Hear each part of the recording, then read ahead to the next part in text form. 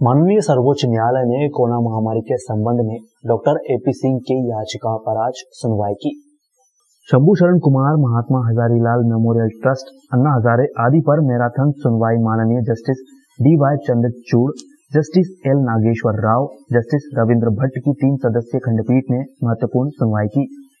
सुनवाई में सभी राज्यों के एडवोकेट जनरल शामिल हुए व भारत सरकार की तरफ से सॉलिसिटर जनरल तुषार मेहता ने बताया कि केंद्र सरकार सभी राज्यों से वर्चुअल कंट्रोल रूम के माध्यम से वास्तविक तथ्यों के आधार पर राज्यों के चीफ सेक्रेटरी, नोडल ऑफिसर के द्वारा कोरोना महामारी के नियंत्रण तथा इलाज के लिए केंद्र सरकार कड़े से कड़े कदम उठा रही है। उन्होंने कहा कि यद्यपि दिल्ली सरकार कई मामलों में केंद्र का सहयोग नहीं कर रही है, इस पर 3 सदस्यीय खंडपीठ ने दिल्ली सरकार के वकील को इस संबंध में केंद्र सरकार को शीघ्र अवगत कराने का आदेश दिया। कहा कि राजनीति चुनाव के समय तक तो ठीक है, लेकिन यदि जीवन बचाने के समय में भी राजनीति होगी तो यह पूरी तरह से गलत है।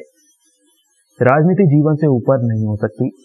प्रख्यात वकील डॉक्टर एपी सिंह द्वारा ऑक्सीजन के विषय में उठाए गए सवाल पर केंद्र सरकार के सॉलिसिटर जनरल तुषार मेहता ने कहा कि ऑक्सीजन टैंकर बढ़ाए जा रहे हैं, वहीं ऑक्सीजन आयात भी बहुत ही तेजी के साथ किया जा रहा है। लिक्विड ऑक्सीजन की उत्पादन क्षमता भी विगत 3 सप्ताह में काफी बढ़ गई है। दिल्ली तथा मध्य प्रदेश राज्यों के संबंध के डॉक्टर एपी सिंह की याचिका का जवाब देते हुए कहा कि यद्यपि दिल्ली व मध्य प्रदेश राज्य में ऑक्सीजन का उत्पादन नहीं है, इसीलिए स्टील उत्पादन संयंत्र इन राज्यों को ऑक्सीजन दे रहे हैं। याचिकाकर्ताओं के वकील डॉक्टर एपी सिंह ने उत्तर प्रदेश पंचायत चुनाव में 600 से अधिक शिक्षकों के चुनाव ड्यूटी के बाद कोरोना से मौत के लिए साफ तौर पर चुनाव आयोग को जिम्मेदार ठहराया।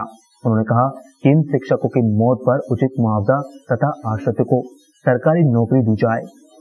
2 मई को पश्चिम बंगाल, तमिलनाडु, केरल, पांडिचेरी तथा उत्तर प्रदेश पंचायत चुनाव के वोटों की गिनती का काम बड़े पैमाने पर होगा।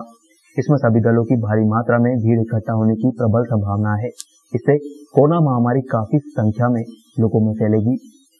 खासकर दिल्ली, जो कि मिनी भारत है, और उत्तर प्रदेश की जनता अधिक मात्रा में दिल्ली से संबंध रखती है, तो इसीलिए वहां कोरोना का खतरा और भी बढ़ जाएगा।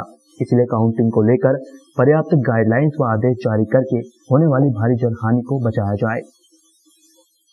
सर्वोच्च न्यायालय ने दवाओं की अलग अलग कीमतों पर नाराजगी जाहिर की तथा सोशल मीडिया के माध्यम से आपस में लोगों द्वारा मदद मांगे जाने पर कुछ राज्यों की पुलिस द्वारा कार्रवाई किए जाने पर राज्यों की पुलिस महानिदेशकों को सख्त हिदायत भी दी। माननीय सर्वोच्च न्यायालय ने विभिन्न राज्यों की उच्च न्यायालय द्वारा महामारी से निपटने के लिए निकाले जा रहे उपायों की भी प्रशंसा की। मामले की अगली सुनवाई 10 मई को होगी और मामले के आदेश आएंगे।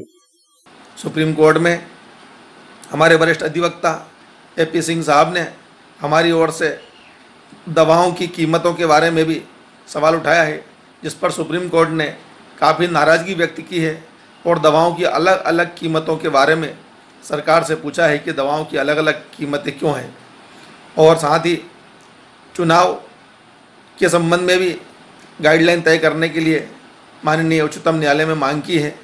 इस संबंध में लंबी मैराथन बहस आज सुप्रीम कोर्ट में हुई है और आप लोगों के सहयोग से इस पक्ष को काफ़ी गंभीरता से माननीय न्यायालय ने सुना है और कल तक इस पर विस्तृत आदेश आएगा और शेष सुनवाई हेतु 10 मई की तारीख नियत की गई है।